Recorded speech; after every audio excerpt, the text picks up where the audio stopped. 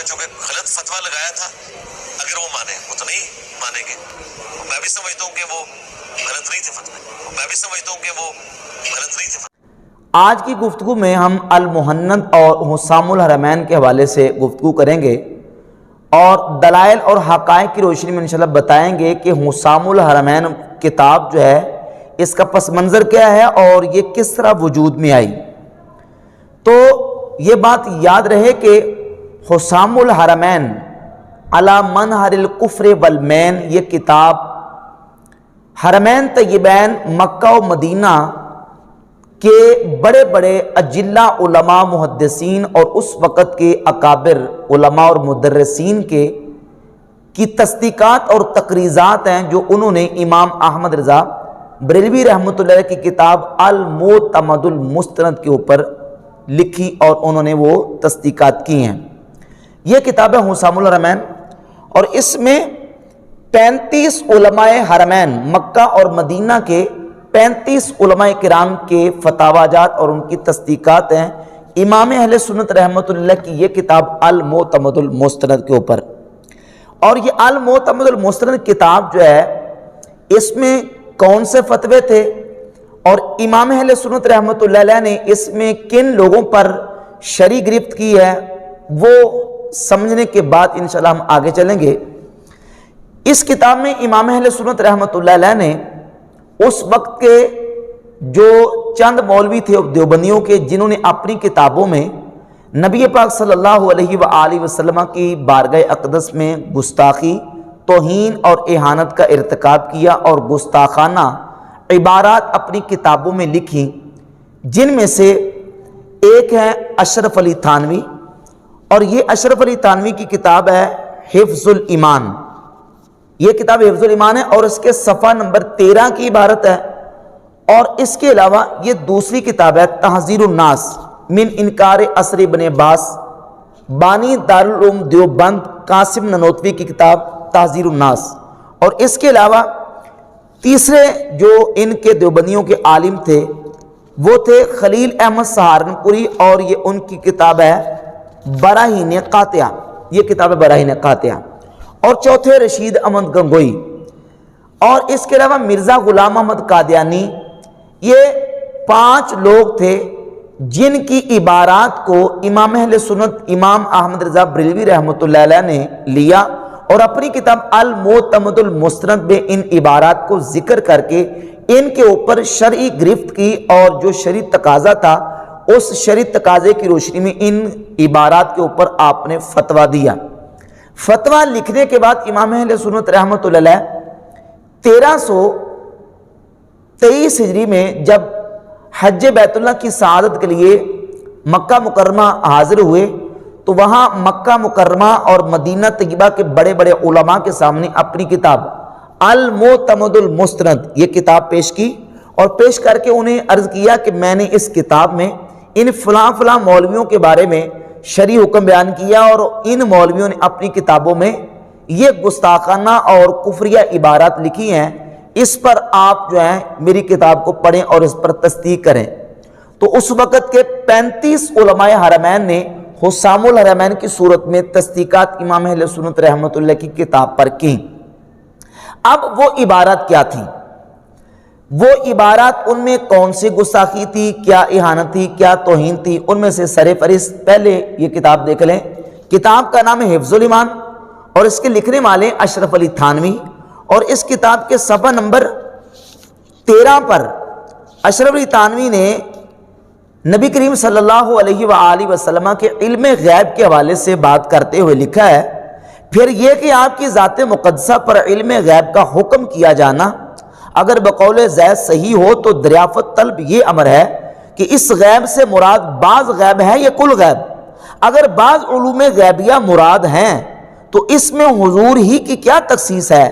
ایسا علم غیب تو زید و عمر بلکہ ہر سبی بچہ و مجنون پاگل بلکہ جمیع حیوانات و بہائم کے لیے بھی حاصل ہے، نعوذ باللہ تعالی.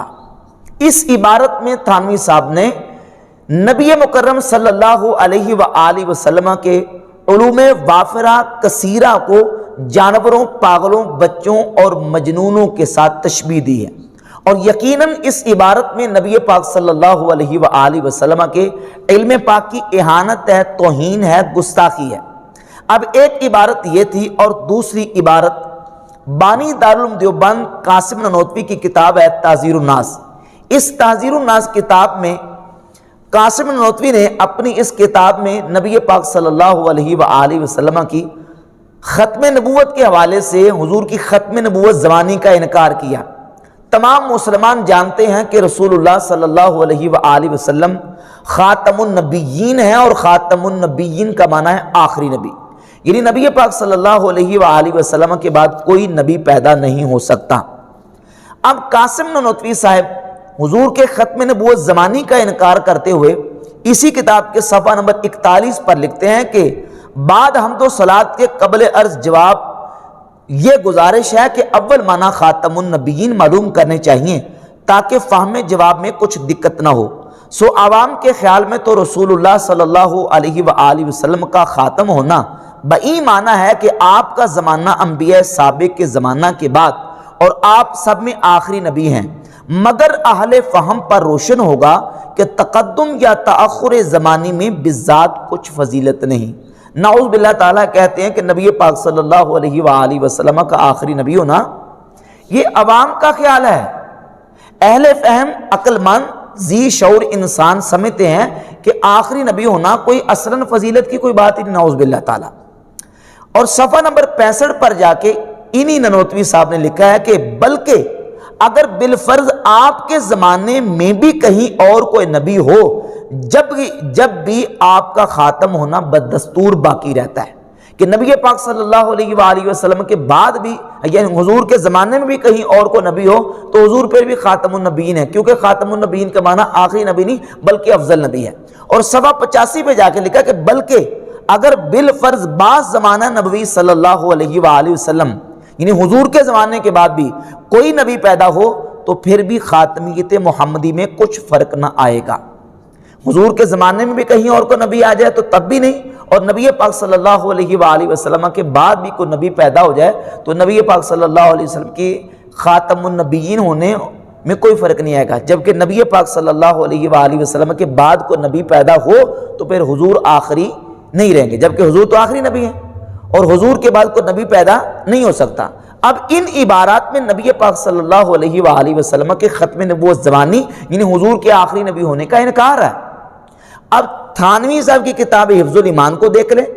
تحذیر الناس کو دیکھ لیں، براہین قاطعہ کو دیکھ لیں، اور دیگر جن کتابوں پر امام اہل سنت رحمۃ اللہ علیہ نے مواخذہ کیا اور ان پر شرعی گرفت کی اور شرعی فتویٰ دیا، اور علماء حرمین طیبین میں 35 علماء نے اس پر حسام الحرمین کی صورت میں فتوے دیے، وہ فتوے بالکل برحق تھے، اور انہی 35 حرمین طیبین کے علماء کے فتاوی جات کی تصدیق کرتے ہوئے ہندوستان کے تقریباً 350 علماء کرام نے اس کی تصدیق کی، جو الصوارم الہندیہ کے نام سے شائع ہوئی۔ تقریباً 350 علماء ہندوستان نے تصدیقات کی کہ ہاں بالکل مکہ و مدینہ کے اس وقت کے جو بڑے علماء نے جو فتوے دیے ہیں دیوبندی اکابرین جو ان مولویوں کے اوپر بالکل برحق ہیں۔ اب یہ ہے حسام الحرمین کی حقیقت کہ حسام الحرمین اصل میں 35 مکہ اور مدینہ طیبہ کے علماء کی تصدیقات اور ان کے فتاوی جات ہیں۔ امام اہل سنت امام احمد رضا بریلوی رحمۃ اللہ کے فتوے اور ان کی کتاب المعتمد المستند کی تصدیق اور تقریز میں۔ اب یہ تھی حسام الحرمین کی حقیقت اور اس کا پس منظر۔ اب سوال یہ پیدا ہوتا ہے کہ جن عبارات پر اور جن کتابوں پر امام احمد رضا بریلوی رحمۃ اللہ علیہ نے فتوے دیے ہیں اور جو انہوں نے عبارات سمجھ کے اس سے گستاخی سمجھا ہے کہ یہ توہین رسالت ہے، نبی پاک صلی اللہ علیہ وسلم کی گستاخی ہے اور اس سے حضور کی ختم نبوت کا انکار ہوتا ہے۔ سوال یہ پیدا ہوتا ہے کہ آیا ان عبارات سے جو اعلیٰ حضرت امام احمد رضا بریلوی نے سمجھا ہے مرزا جیلوی بھی یہی سمجھتا ہے یا کہ وہ نہیں سمجھتا؟ تو جب ہم مرزا کے ریسرچ پیپر نمبر 2 اندھا دھند پیروی کا انجام کو دیکھتے ہیں تو اس کے پیج نمبر 3 اور پیج نمبر 4 پر، پیج نمبر 3 پر علماء کا نظریہ نمبر 9 اور پیج نمبر 4 پر علماء کا نظریہ نمبر 18. یہ دونوں نظریے، علماء کا نظریہ نمبر 9، اس میں اشرف علی تھانوی کی کتاب حفظ الایمان کو پیش کیا، اور حفظ الایمان کی عبارت کو مرزا جیلمی نے غیر اسلامی مانا. اور اسی طرح نظریہ نمبر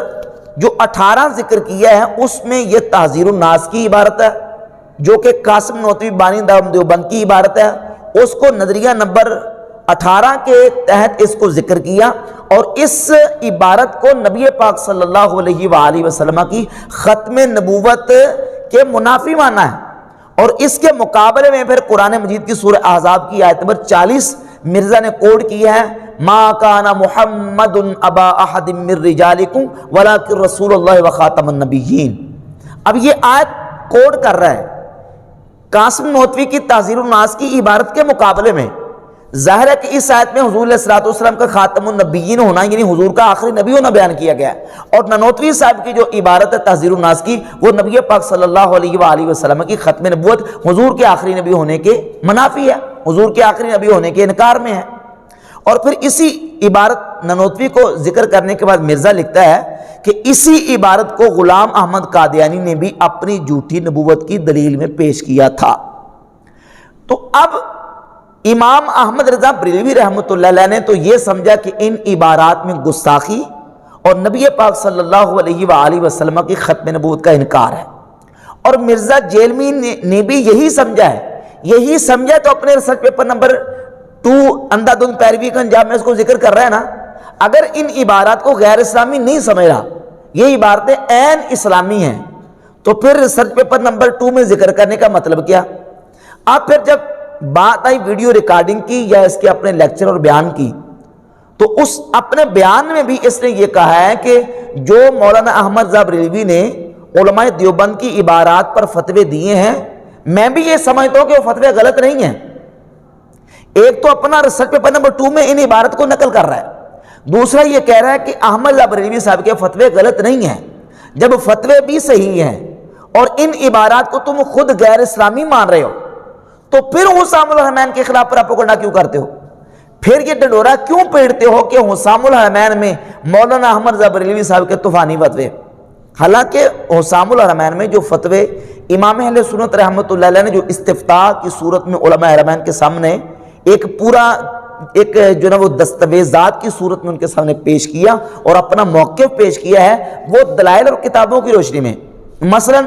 جو بندہ نبی پاک صلی اللہ علیہ وآلہ وسلم کی توہین اور گستاخی کرتا ہے،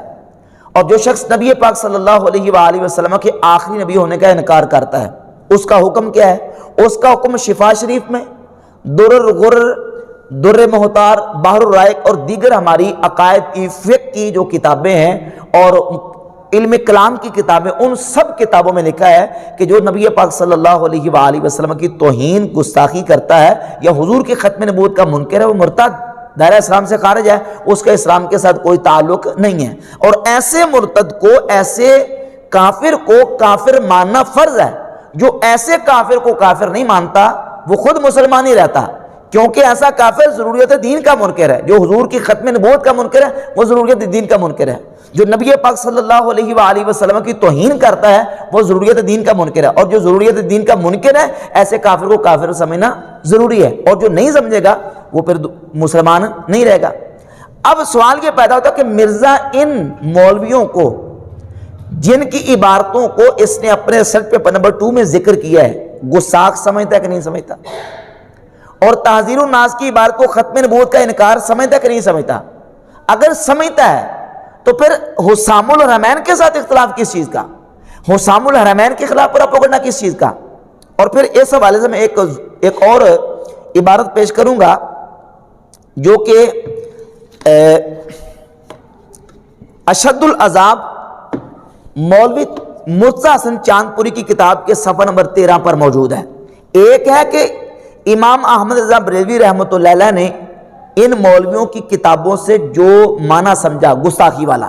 کہ یقیناً ان عبارات میں گستاخی ہے اور ختم نبوت کا انکار ہے، اور ایک مرزا کا یہ سمجھنا. اور ایک عبارت ہے اشد العذاب کی صفحہ نمبر 13 کی کہ مولوی مرتضی حسن چاندپوری یہ دیوبندیوں کے بہت بڑے مناظر تھے، وہ لکھتے ہیں کہ اگر خان صاحب کے نزدیک بعض علماء دیوبند واقعی ایسے ہی تھے جیسا کہ انہوں نے انہیں سمجھا، تو خان صاحب پر ان علماء دیوبند کی تکفیر فرض تھی، اگر وہ ان کو کافر نہ کہتے تو وہ خود کافر ہو جاتے۔ یعنی جو انہوں نے گستاخی والا معنی سمجھا ہے، ختم نبوت کے انکار والا معنی مولانا احمد رضا نے سمجھا ہے، اگر اس کے باوجود وہ ان مولویوں کی تکفیر نہ کرتے تو خود کافر ہو جاتے۔ اب رہ گئی بات یہ کہ آیا کہ جو احمد رضا صاحب بریلوی نے معنی سمجھا ہے وہ معنی ہے کہ نہیں؟ تو وہ معنی ہے اس میں گستاخی والا، اور مرزا خود مان رہا ہے۔ یا تو یہ نا کہ مرزا جیل میں اس کو مانے نہ کہ نہیں، اس میں گستاخی والا معنی نہیں ہے، اس میں ختم نبوت کے انکار والا معنی نہیں ہے، پھر تو وہ بات کرے۔ جب خود گستاخی والا معنی مان رہا ہے، خود اس میں ختم نبوت کا انکار مان رہا ہے، تو کیا ختم نبوت کا جو انکار کرنے والا ہے، جو نبی پاک صلی اللہ علیہ وآلہ وسلم کی بارگاہ اقدس میں توہین یا گستاخی کرنے والا ہے، اس کے گلے میں پھولوں کے ہاتھ ڈالے جائیں گے، اس کو اپریشیٹ کیا جائے گا، اس کو شاباشی دی جائے گی، اس پر جو شریف فتویٰ ہے وہ شریف فتویٰ اس پر دیا جائے گا۔ اور امام احمد رضا بریلوی رحمۃ اللہ علیہ نے وہی کام کیا ہے جو ان کا شریف فریضہ تھا اور جو شریف تقاضا تھا۔ اور پھر مکہ و مدینہ کے اس وقت کے علماء نے فتوے دیے، اور ہندوستان کے 350 علماء نے اس پر فتوے دیے۔ اب جب یہ حسام الحرمین کتاب وجود میں آئی، تو حسام الحرمین کتاب کے وجود میں آنے کے بعد اس کے بعد پھر المہند کتاب وجود میں آئی۔ اور المہند کتاب وجود میں کیوں آئی، کیا مجبوری تھی، کیا پرابلم بن گئی کہ یہ کتاب لکھنی پڑ گئی؟ وہ اس لیے کہ جب مکہ مدینہ کے بڑے بڑے علماء نے ان مولویوں کی عبارات پر کفر کے فتوے دے دیے، ان کی تکفیر کر دی اور کہا کہ ان کی کتابوں میں گستاخانہ مواد موجود ہے، تو ان کے لیے خفت اور بڑی ایک سبکی کا ایک ذریعہ اور سبب بن گیا۔ اب اپنی اس خفت کو مٹانے کے لیے، اپنی اس شرمندگی کو ختم کرنے کے لیے اور اپنے وقار کو دوبارہ بحال کرنے کے لیے انہوں نے پھر ایک ترکیب سوچی۔ جو عقائد پہلے سے ان کی کتابوں میں لکھے ہوئے تھے، جو ان مولویوں نے اپنی کتابوں میں عقیدے پہلے لکھے تھے، ان عقیدوں کو اپنی کتابوں میں لکھا رہنے دیا، صرف اور صرف وہاں علماء مکہ اور مدینہ کے سامنے سچا بننے کے لیے، اپنی اس خفت کو مٹانے کے لیے ایک کتاب ترتیب دی جس کا نام ہے المہند علی المفند۔ یہ کتاب امام احمد رضا بریلوی رحمۃ اللہ کے خلاف لکھی گئی۔ وہ اس انداز سے خلاف لکھی گئی کہ اس میں یہ کہا گیا کہ ہمارے خلاف پروپیگنڈا کیا گیا ہے، اور ہمارے خلاف جو فتوے لیے گئے ہیں یہ فتوے درست نہیں ہیں، صحیح نہیں ہیں، ہمارے خلاف فتوے جو ہے نا وہ جھوٹ بول کے لیے گئے ہیں۔ اور اس میں اس خطبے، اس کتاب کے خطبے کے فوراً بعد یہ دعویٰ کیا گیا ہے، اس کتاب کے خطبے کے فوراً بعد، کہ ہمارے خلاف یہ جو پروپیگنڈا کیا گیا ہے، صفحہ 31 میرے پاس جو نسخہ ہے، کہ ہمارے بارے میں یہ کہا گیا ہے کہ ہم علماء دیوبند جو ہیں یہ وہابی ہیں، ہمیں وہابی کہا گیا ہے، ہمارے اوپر بہتان ہے، الزام ہے، ہمیں ان لوگوں نے آ کے مکہ مدینہ کے علماء کے سامنے وہابی ڈکلیئر کیا ہے، کیونکہ اس وقت وہاں وہابی علماء کا کنٹرول نہیں تھا، اس وقت اہل سنت کی حکومت تھی، یعنی نجدیوں کی حکومت آنے سے پہلے کی بات ہے۔ تو اب ان کے سامنے سچا ثابت کرنے کے لیے کہا کہ ہمیں تو یہ ایک بہتان لگا کے وہابی ثابت کیا گیا ہے۔ اب ہم اسی بات کو دیکھ لیتے ہیں کہ آیا کہ علماء دیوبند کو جو اہل سنت بریلوی علماء نے وہابی کہا ہے، یہ بہتان ہے یا کہ حقیقت ہے؟ اس مسئلے کو اور اس بات کو سمجھنے کے لیے ہمیں وہابیت کی تعریف اور ڈیفینیشن اس کی ضرورت پیش آئے گی۔ وہابی کسے کہتے ہیں، وہابی کون ہوتا ہے اور وہابی کسے کہا جاتا ہے؟ تو آسان سی بات یہ ہے کہ وہابی اسے کہتے ہیں جو محمد ابن عبد الوہاب نجدی کے عقائد و نظریات کو درست سمجھتا ہو اور ابن عبد الوہاب نجدی کے عقائد کو عمدہ سمجھتا ہو، اس کا متبع ہو، اس کو وہابی کہا جاتا ہے۔ اب سوال یہ پیدا ہوتا ہے کہ المہند کتاب لکھے جانے سے پہلے علماء دیوبند جن مولویوں کے اوپر اعلیٰ حضرت نے فتوے دیے ہیں، وہ ابن عبد الوہاب نجدی کے عقائد کو درست سمجھتے تھے یا نہیں؟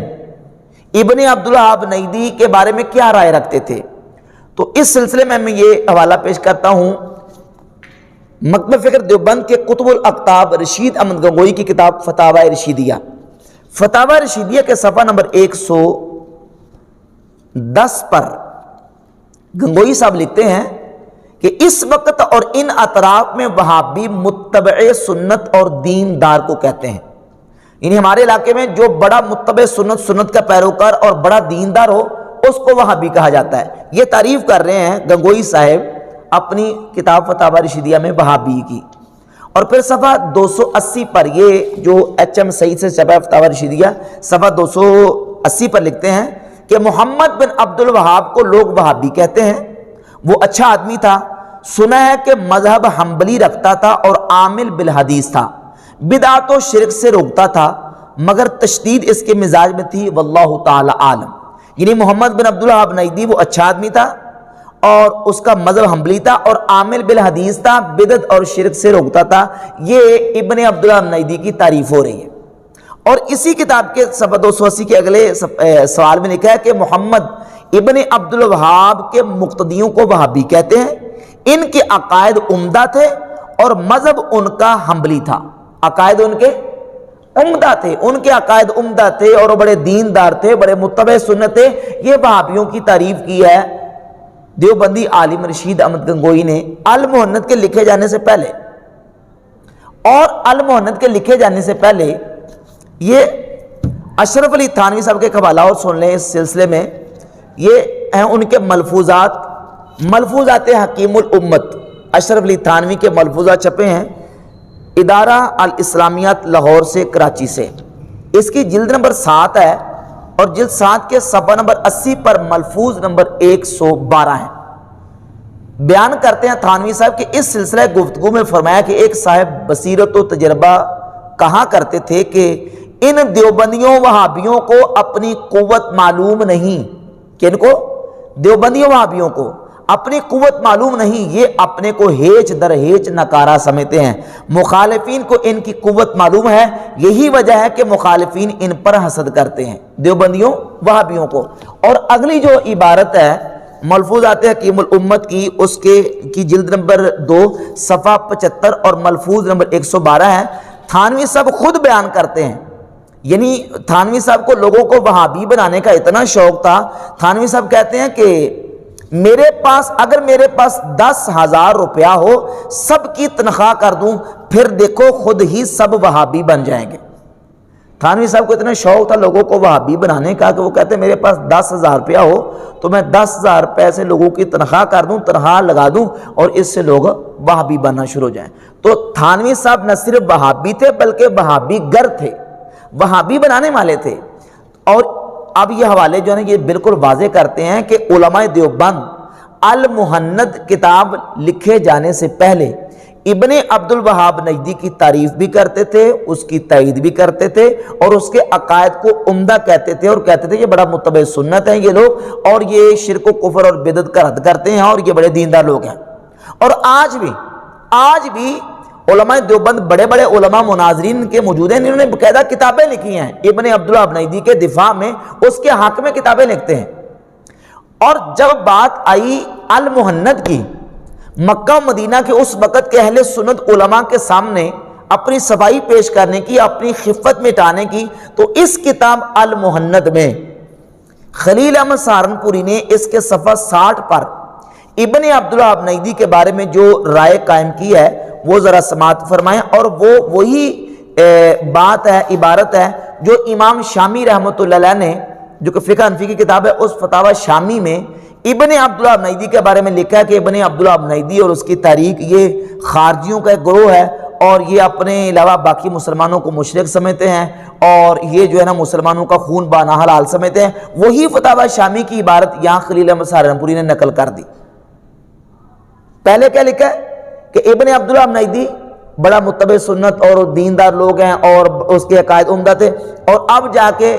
جب المہند کی باری آئی وہاں علماء کے سامنے سچا ثابت ہونے کی تو وہاں لکھ دیا کہ ابن عبد الوہاب نجدی جو ہے اس کی تحریک یہ تو خارجی لوگ ہے۔ یہ ایک دوگلا پالیسی کی میں نے آپ کے سامنے مثال رکھی ہے۔ جہاں تک بات ہے امام احمد بریلوی رحمۃ اللہ کی، ان کو وہابی کہنے کی اور یہ کہنا کہ انہوں نے ہمارے اوپر اتہام اور تہمت لگائی ہے، یہ بالکل بات غلط ہے۔ ان کا علماء دیوبند کو وہابی کہنا، خود علماء دیوبند اپنی زبانی اپنے آپ کو وہابی لکھ رہے ہیں، خود کہہ رہے ہیں کہ ہمارے پاس 10,000 روپیہ، اور تھانوی صاحب کہتے ہیں میں لوگوں کی تنخواہ لگا دوں اور لوگوں کو وہابی کر لوں۔ اور یہ ایک مثال ہے۔ اچھا دوسری مثال سمجھیں کہ یہ فتاوی رشیدیہ ہے۔ فتاوی رشیدیہ میں رشید احمد گنگوئی دیوبندی کتب الاقطاب جن کو لکھتے ہیں، ان سے پوچھا گیا، صفحہ 130 اور 31 پر موجود ہے کہ محفل میلاد کے بارے میں کہ جو میلاد کی محفل مسلمان کرتے ہیں، آیا یہ میلاد کی محفل کرنا جائز ہے کہ ناجائز ہے؟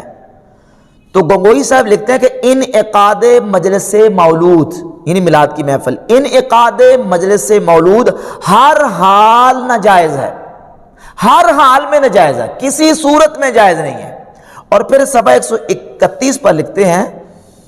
کہ سوال یہ ہوا کہ محفل میلاد جس میں روایات صحیحہ پڑھی جائیں اور لاف و گزاف اور روایت موضوع اور کاذبہ نہ ہوں، شریک ہونا کیسا ہے؟ جس میلاد کی محفل میں جھوٹی روایتیں نہ ہوں